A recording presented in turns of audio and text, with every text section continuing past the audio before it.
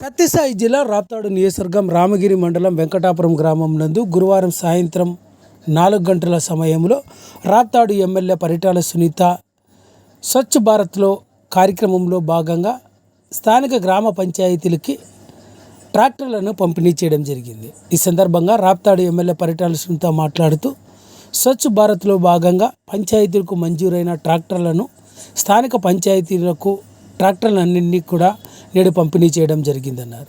ట్రాక్టర్లను ఉపయోగించి గ్రామీణ ప్రాంతాల్లో చెత్తను సేకరించి గ్రామాలన్నీ కూడా పూర్తి స్థాయిలో పరిశుభ్రంగా ఉండేందుకు పంచాయతీ అధికారులు కార్మికులంతా కలిసికట్టుగా పనిచేయాలని, రానున్న రోజుల్లో పంచాయతీల అభివృద్ధికి రాష్ట్ర ప్రభుత్వం కూడా మరిన్ని నిధులు విడుదల చేయబోతుందని రాప్తాడు ఎమ్మెల్యే పరిటాల సునీత పేర్కొన్నారు. ఈ కార్యక్రమంలో పంచాయతీకి సంబంధించిన వివిధ శాఖ అధికారులు మరియు కార్మికులంతా కూడా పాల్గొన్నారు.